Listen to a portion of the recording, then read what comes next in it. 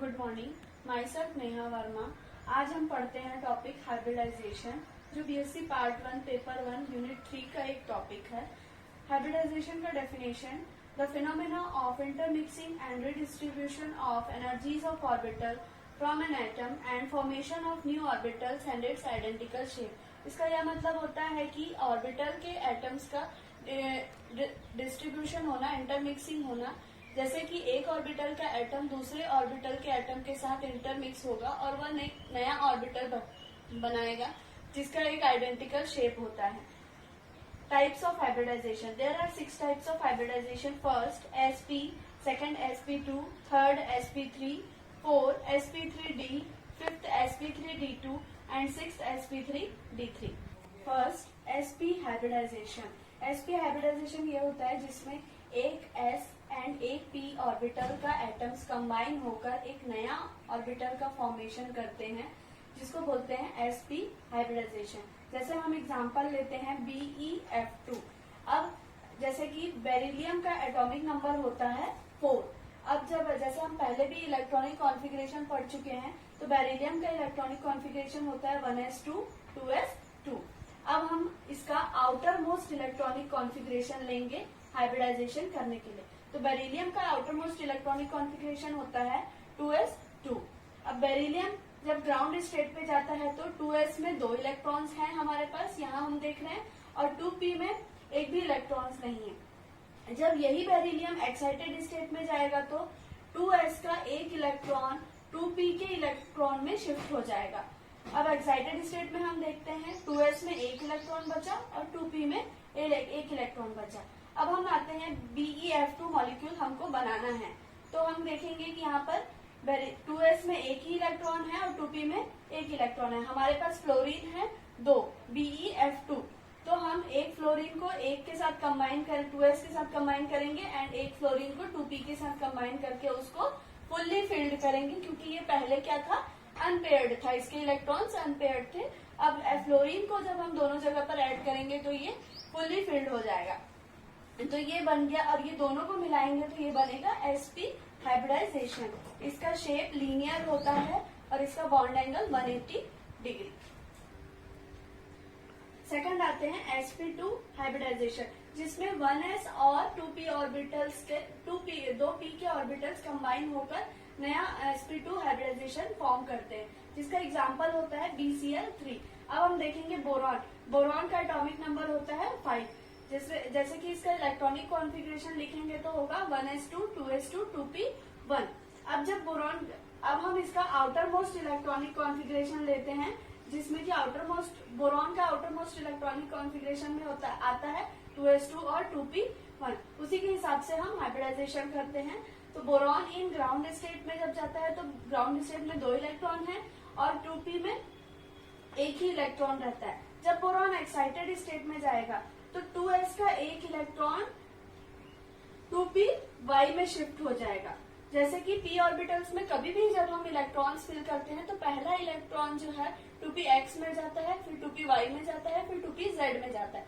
उसके वो तीनों अनपेयर्ड रहते हैं। जब वो फुल्ली फिल्ड होते हैं, दूसरे इलेक्ट्रॉन्स 2p में फिल होना चाहते हैं, तो फिर 2px में जाएगा, फिर 2py में जाएगा। उसको मतलब हाफ फिल्ड ऑर्बिटल को वो फुल्ली फिल्ड करते जाते हैं। तो ऐसे ही हम देखेंगे कि 2p में पहले x में गया था एक इलेक्ट्रॉन, अब इसमें जाएगा 2py में।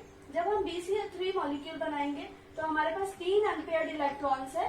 फ्लोरीन के साथ उसको अटैच करके हम उसको तीनों को फुल्ली फिल्ड करेंगे और ये यहाँ पर एक s और 2p ऑर्बिटल का एटम्स कंबाइन होकर बना दे रहा है sp2 हाइब्रिडाइजेशन।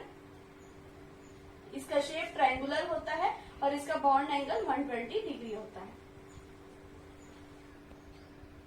अब हम आते हैं sp3 हाइब्रिडाइजेशन पर।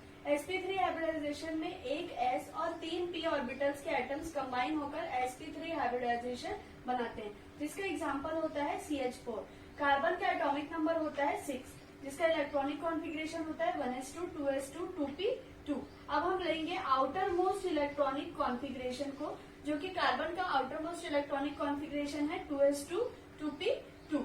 अब जब हम हाइब्रिडाइजेशन बना रहे हैं तो कार्बन जब ग्राउंड स्टेट पे जाता है तो 2s के 2 इलेक्ट्रॉन्स है और 2p(x) में 1 इलेक्ट्रॉन है, 2p(y) में 1 इलेक्ट्रॉन है, लेकिन 2p(z) जो है वो ब्लैंक है। तो जब हम कार्बन को एक्साइटेड स्टेट में लेके जाते हैं तो 2s का 1 इलेक्ट्रॉन जो है वो 2p(z) में के 1 इलेक्ट्रॉन में शिफ्ट हो जाता है और 2s में 1 इलेक्ट्रॉन रहता है और 2p में तीनों में 1-1 इलेक्ट्रॉन रहता है, जो कि चारों जो है हमारे पास 4 इलेक्ट्रॉन है और चारों इलेक्ट्रॉन जो है वो अनपेयर्ड है। अब हम देखते हैं CH4 मॉलिक्यूल। CH4 मॉलिक्यूल में हमारे पास जो 4 अनपेयर्ड इलेक्ट्रॉन्स है उसमें हर अनपेयर्ड इलेक्ट्रॉन्स के साथ 1-1 हाइड्रोजन जाके उसको पेयर्ड कर लेगा और वो sp3 हाइब्रिडाइजेशन बना लेगा। इसका शेप होता है टेट्राहेड्रल और इसका बॉन्ड एंगल होता है 109 डिग्री 28 मिनट्स।